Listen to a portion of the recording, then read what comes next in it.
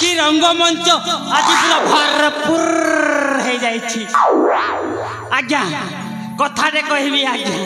भारी स्वादिया कथाटा आज्ञा आज्ञा आज এই ঘটিয়া গ্রামর এই বিশিপড়া গ্রামরে আজ্ঞা না যেমিতি সুন্দর তাঠারু সে গাঁর লোক মধ্য সেতিকি সুন্দর রই হেলানি কি সই হেলানি আজ্ঞা যেমিতি ফার্স্ট টাইম মু এন্ট্রিটা করিছি আজ্ঞা খাইবারে খালি চিকেনে ভাত মিলিছি আজ্ঞা আউ সই হেলানি কি রই হেলানি হেলে আজ্ঞা না মোর জেঠালাল কুরকুরি বুঝিলে আজ্ঞা वाह कि स्वादिष्ट खाइबा पूरा पेट भरी खाई देली आगे। अरे मुई जेठालाल मुड़े नहीं बालो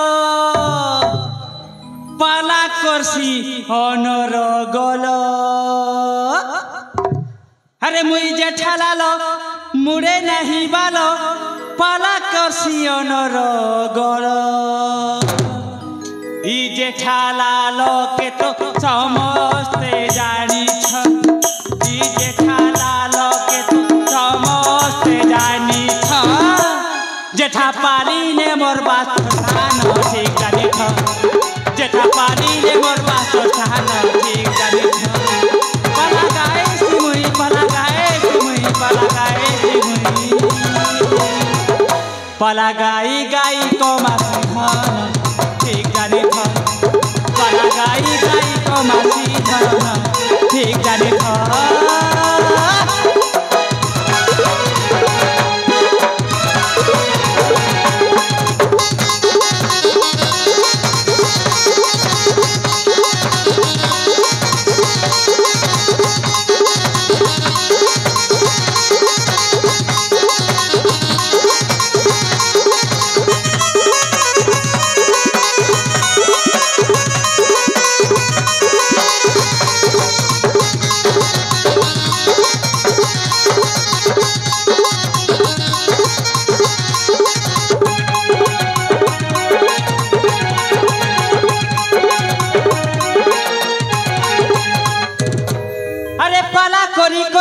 लीला करी करी बई जाइसी मोर झालो ये पाला करी करी लीला करी करी बई जाइसी मोर झालो। पाला निशा जदी चाहा के लागी छे पाला निशा जदी चाहा के लागी छे पाला निशा ने हेसी पागल ठीक जानी थन पाला निशा ने हेसी पागल ठीक जानी थन पाला পালা নিশা লাগিলে তার তো হেই যাসি মতি গোল ঠিক জানি থন তার তো হেই যাসি মতি গোল ঠিক ঠিক ঠিক ঠিক ঠিক জানি থন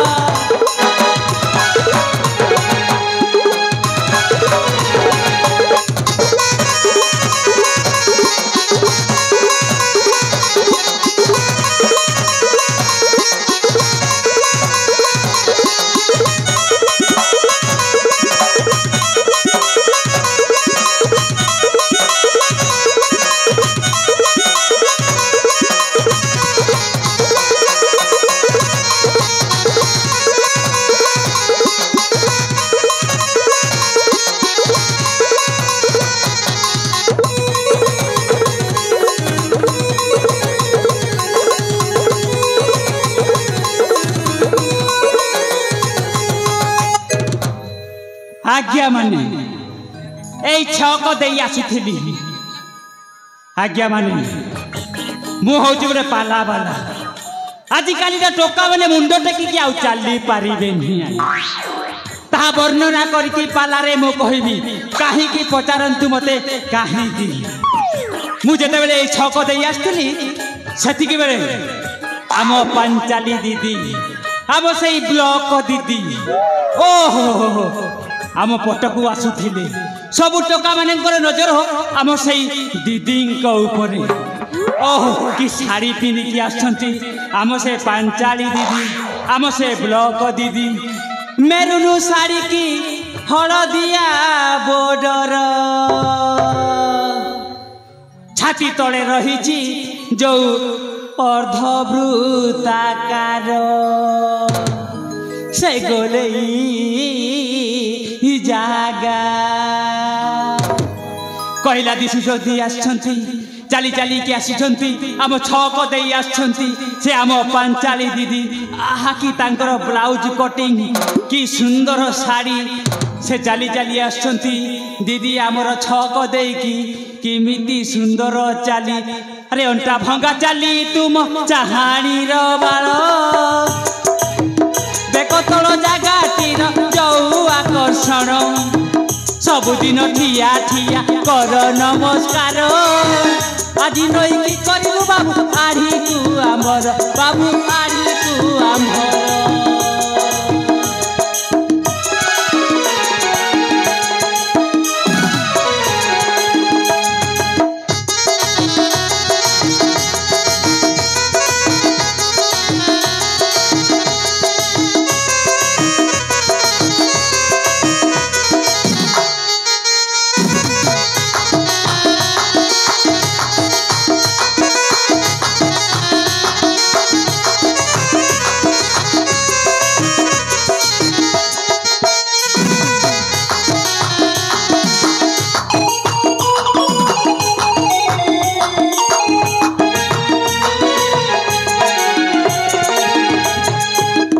सबुदिन दीदी देखिले आमर बाबू को करती सबुदिन ठियारे नमस्कार हेले आज्ञा हे तो प्रतापगढ़ प्रतापसेन को राजा को मो भौणी को अति भल पाए बोली मु तांको बाहा देइची हे तांको छपाख गाँ रे मु आसी हे प्रोग्राम टा करूछी हेले एणिकी जाए मो अपा को टिके भेट हेकी आसीबी आ मो छोट भाणीजी टीए भी अच्छी ताकू मु साक्षात करी भी आसीबी ताहेले जाए मो भौणी मो अपा सहित आज निश्चय ए प्रतापगढ़ रे भेट हबो।